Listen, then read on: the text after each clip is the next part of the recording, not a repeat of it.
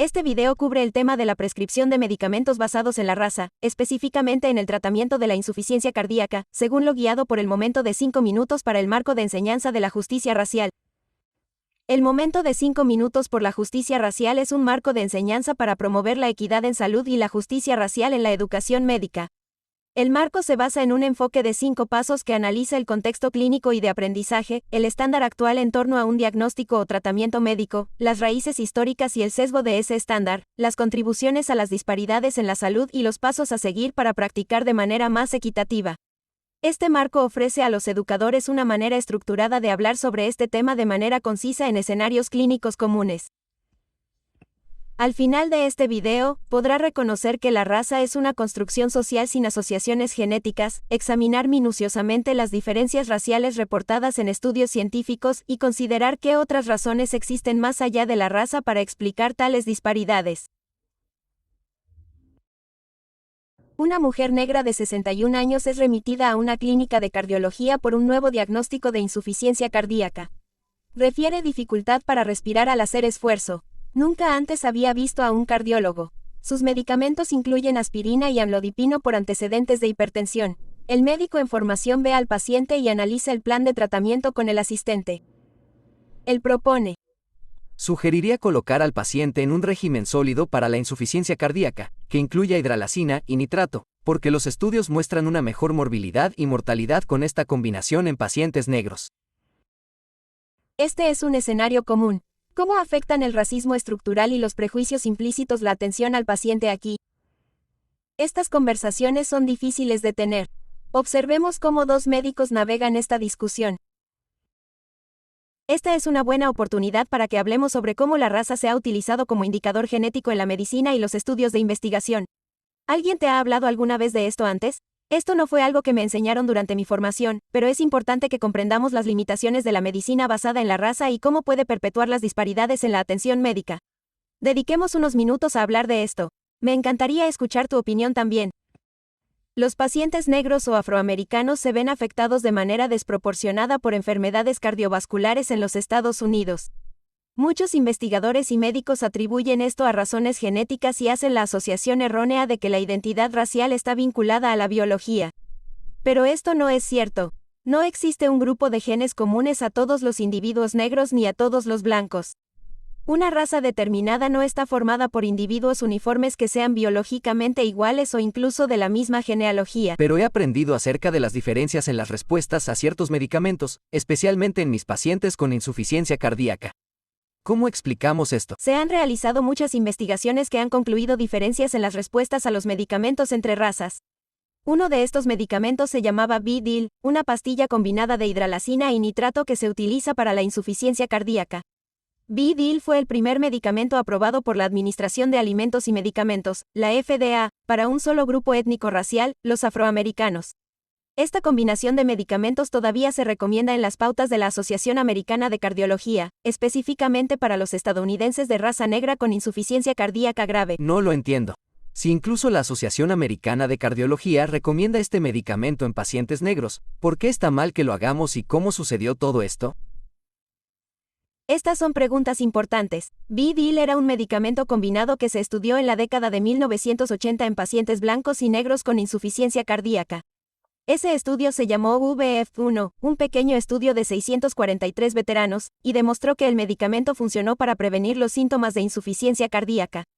Sin embargo, el medicamento no fue aprobado por la FDA debido a problemas con el diseño del estudio y preocupaciones por estadísticas descuidadas.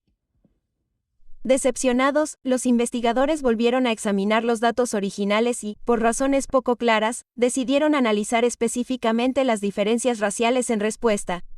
Vieron que los pacientes negros respondían mejor al fármaco.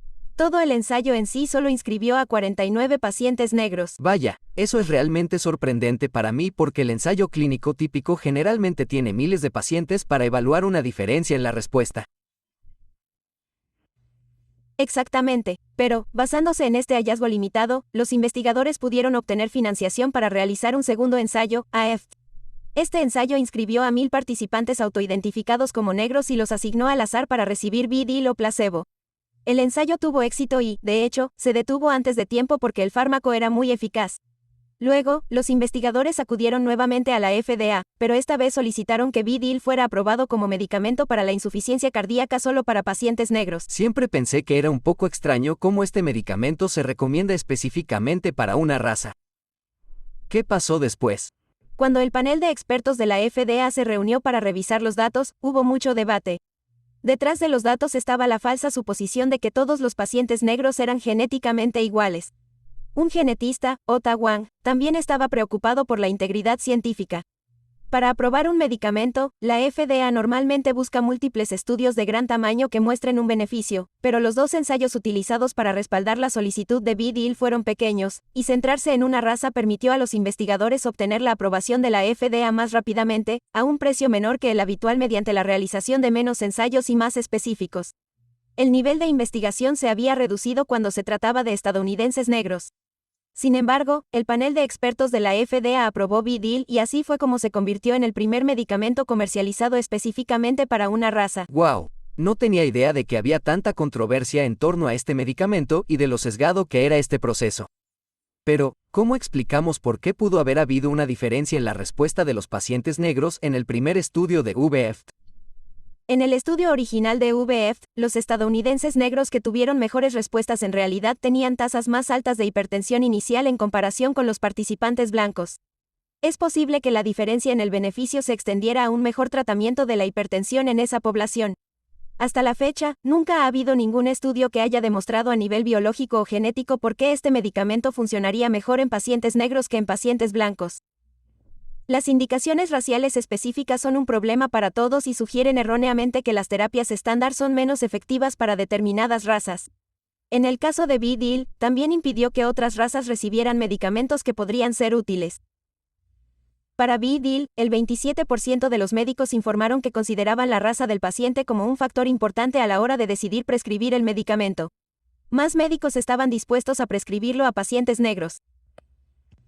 Pero recuerde, este era un medicamento que demostró que beneficiaba a pacientes de todas las razas en el estudio original, pero una aprobación dirigida a la raza puede disuadir a los médicos de recetar un medicamento útil a otras razas.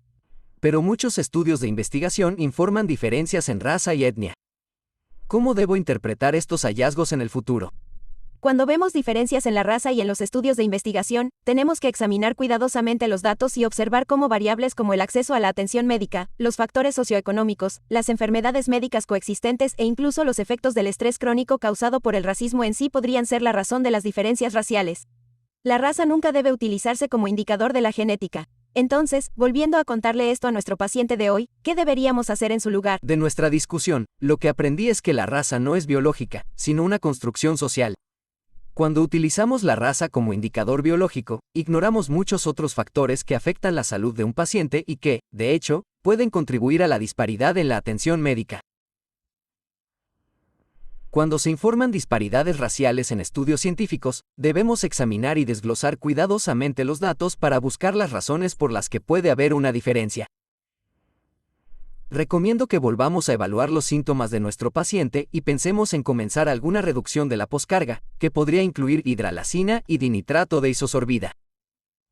Fantástico. Vayamos a verla juntos. Para obtener más información sobre el momento de 5 minutos por la justicia racial y otros recursos de equidad en salud, visite 5mmrachaljustice.stanford.edu.